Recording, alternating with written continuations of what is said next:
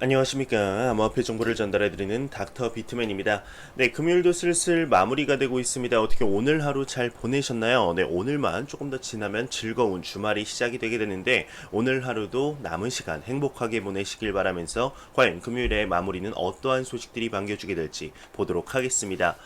네, 최근 암호화폐 시장의 분위기가 굉장히 좋습니다. 네, 그러면서 지금 비트코인의 가격이 계속해서 상승세를 유지를 하고 있죠. 긍정적인 소식들이 굉장히 많이 나오고 있는데요. 비트코인뿐만 아니고 금 또한 9년 이래 최고가를 경신하면서 굉장히 좋은 모습, 안전자산으로서의 모습을 보여주고 있습니다. 그러한 기조 가운데 금과 비트코인에 관련된 둘이 같은 헤드라인에 나오는 기사들이 계속해서 늘고 있죠. 오늘도 같은 맥락의 기사가 나왔습니다. 보도록 하겠습니다.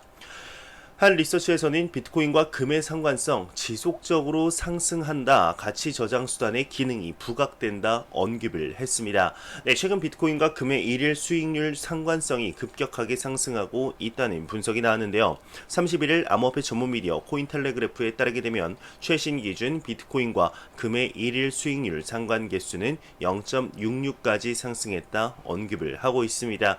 아까 말씀드린 대로 전일 기준 국제금 가격은 3일 거래 연속 역대 최고가, 역대 최고가를 기록했다고 하는데 비트코인 또한 이번 주 연내 최고가인 11,392달러를 기록한 바 있었죠.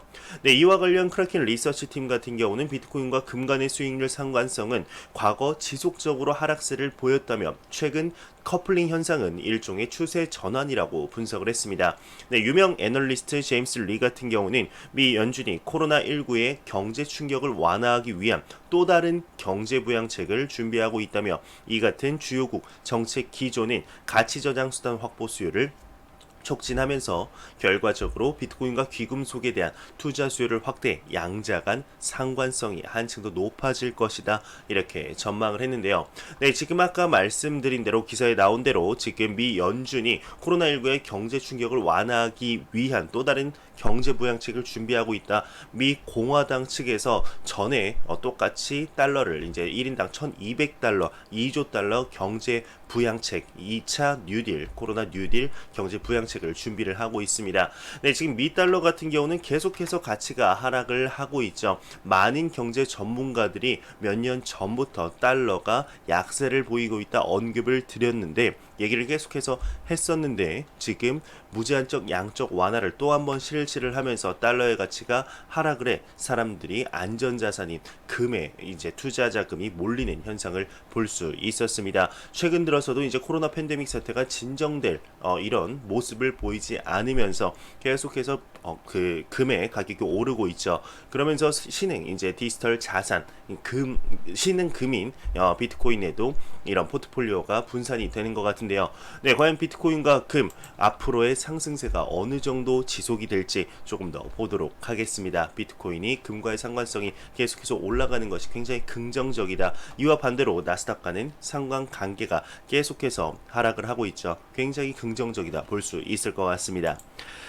네, 현재 이제 암호화폐 시장에서 2016년부터 해서 많은 해킹 사건이 있었습니다. 네, 그 중에 2016년 8월 비트파이넥스에서 해킹 사건이 일어났었죠. 그때 당시 거래량 2위 거래소였는데 약 12만 개의 비트코인이 해킹으로 도난당했다는 소식이 2016년 때 나오면서 가격의 폭락을 야기했었습니다. 이 비트파이넥스와 관련된 소식이 나왔는데 암호화폐 해커가 2016년 비트파이넥스에서 얻은 자금을 이동했다고 합니다. 그 양이 448.72BTC라고 하는데요.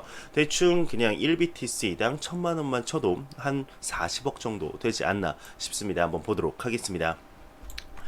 네, 트랜잭션 알림이 웨이럴렛이 올린 트윗에 따르게 되면 해커들은 4년 전인 2016년 비트파이넥스 플랫폼을 공격하면서 얻은 자금에서 500만 달러 상당의 비트코인을 이동시켰다고 합니다. 네, 웨이럴렛은 자세히 보시 해커들에 의해 전달된 대량의 암호화폐를 발견했다 발표를 했는데요. 네, 이 448.72BTC 하나로 약 58억 원 가량의 이 금액을 범인들이 2016년 8월 초 비트파이넥스 거래소 플랫폼에서 훔친 돈의 일부라고 합니다. 네, 이날 비트파이넥스가 해커들에게 입은 손실은 11만 9,756 BTC에 달하면서 비트코인의 가격 하락을 야기를 했었죠. 네, 지금 과연 이 이동, 그러니까 한 51억 원에 달하는 이 이동이 매도를 할 것인지, 사실상 지금의 시가총액에서 이제 1억 원이라는 금액이 매도를 하더라도 크게 가격의 하락을 덤핑을 야기한다거나 그러진 않지만은 이 암호화폐 해커가 옮겼다는 것이 좀 중요하지 않을까 싶습니다.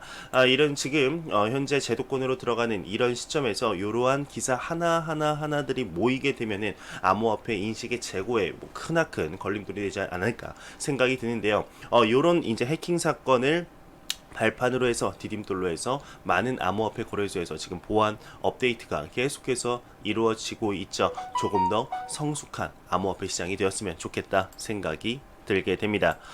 네, 최근 들어서 이제 이더리움에 관한 내용들이 굉장히 많이 있습니다. 얼마 전 비탈릭 부테린이 트위터에 이러한 글을 올렸죠. 이더리움 1.0에서 2.0으로의 통합 업데이트를 진행 중이다. 그러면서 이더리움에 많은 가격의 매수세가 들어왔었습니다. 네, 비탈릭 부테린이 또 한 번 언급을 했는데요. 이더리움 2.0 달성은 미래에 있어서 아주 중요한 일이다 언급을 했습니다. 한번 보도록 하겠습니다. 네, 이더리움은 이제 5주년이 되었다. 이더리움 공동 창업자 부테린 같은 경우는 이더리움 2.0 달성의 중요성에 대해 언급을 했다고 합니다. 5년 전 2015년 7월 30일 이더리움의 제네시스 블록, 즉 첫 블록이 채굴이 되었다고 하는데, 불과 7개월 만에 이더리움 같은 경우는 시가총액 2위의 암호화폐로서 자리를 잡았었죠. 이더리움 같은 경우는 이제 스마트 계약이라는 프로그램, 그러니까 신기술의 도입으로 인터넷상의 모든 것을 분산화시키려는 야심찬 목표를 가지고 출금을 했었습니다. 네, 이더리움 채굴자들은 처음에는 각 블록당 5 이더리움을 얻을 수 있었지만 이후 2017년 10월 비잔티움 하드포크가 다시 활성화되면서 보상이 3 ETH 그리고 콘스탄티노플 업데이트로 블록 보상이 2019년 2월 2 이더리움으로 더욱 축소가 되었죠.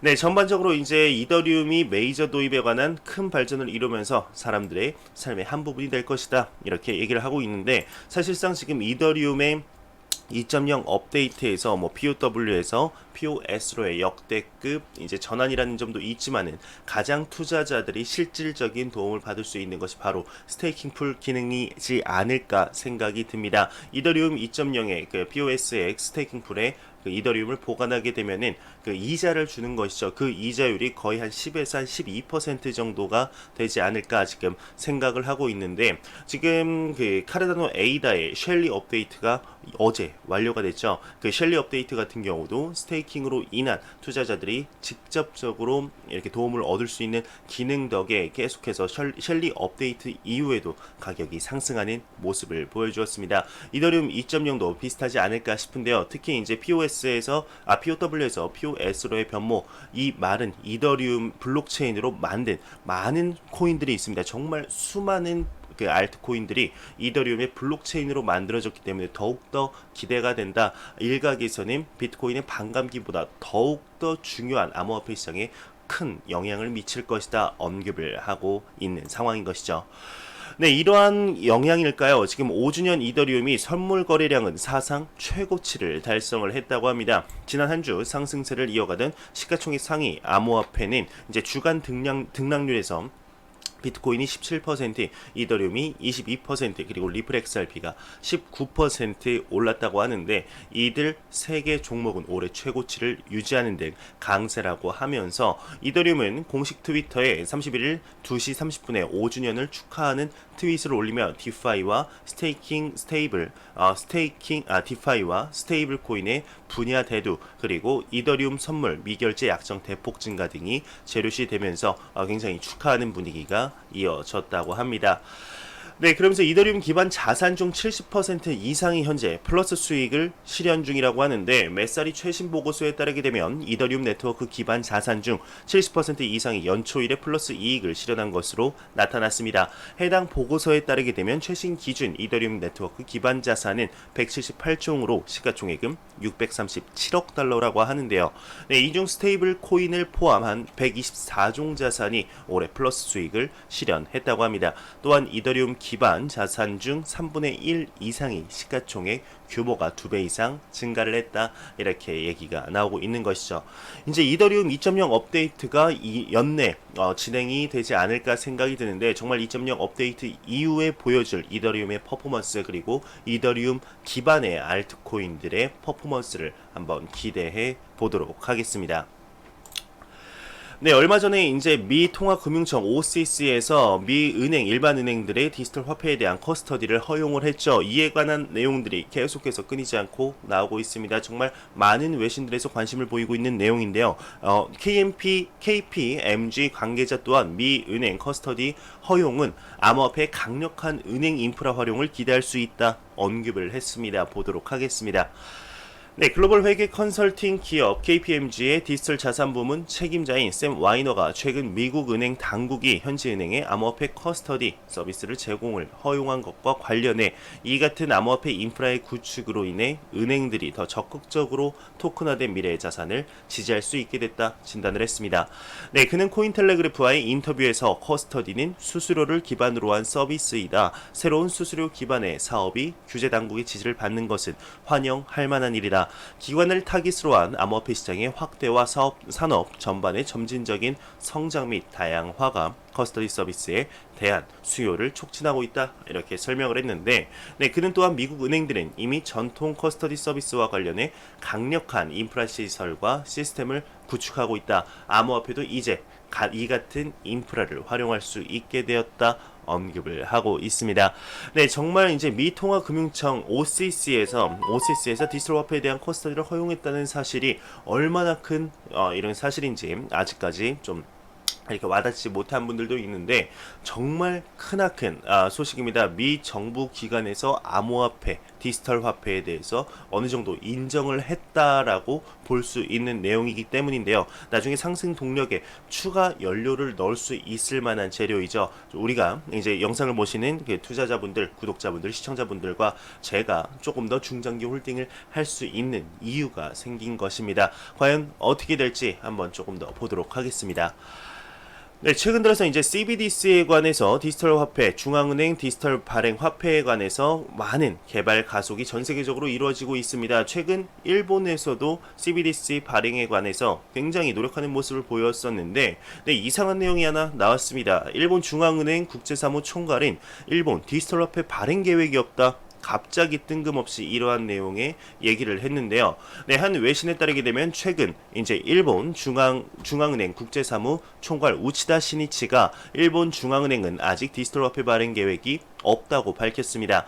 네, 그러면서 그는 디지털 발행 화폐의 발행 계획은 없지만 중앙은행 발행 디지털 화폐 CBDC에 대한 준비는 필요하다. 이렇게 언급을 했는데 약간 이상하죠. 얼마 전 내용들만 봐도 일본 CBDC 발행 진지하게 검토 중이다. 일본 정부가 언급했을 뿐만 아니라 일본 빠르면 2년 안에 디지털 엔화 발행한다. 중국 CBDC에 대응할 것이다. 이러한 내용도 나왔었습니다. 네, 그러면서 일본 중앙은행 이사 같은 경우는 최우선 관심사는 디지털 엔화다. CBDC 개발 본격화하나 이렇게 내용이 나왔었는데 지금 보시는 내용이 이게 전날 나온 겁니다. 전날 나온 건데요.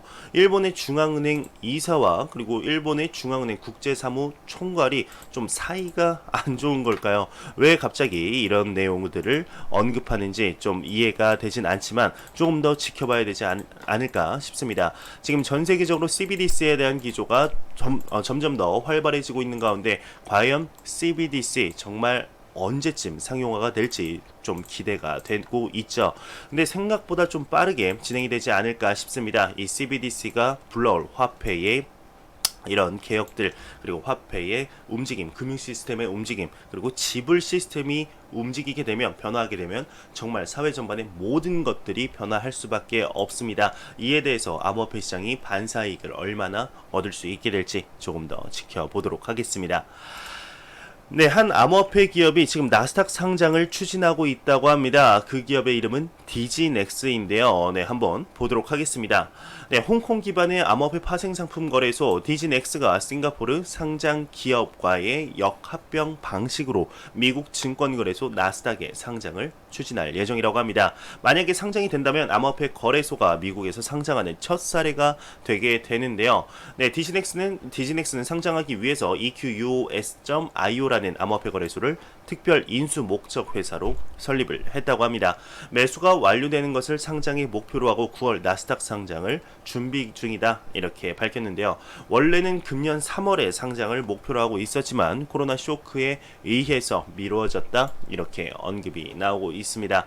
네, 참 신기합니다. 이제 정말 암호화폐 산업이 음지에서 양지로 나오고 있는 시점이 아닐까 싶은데요.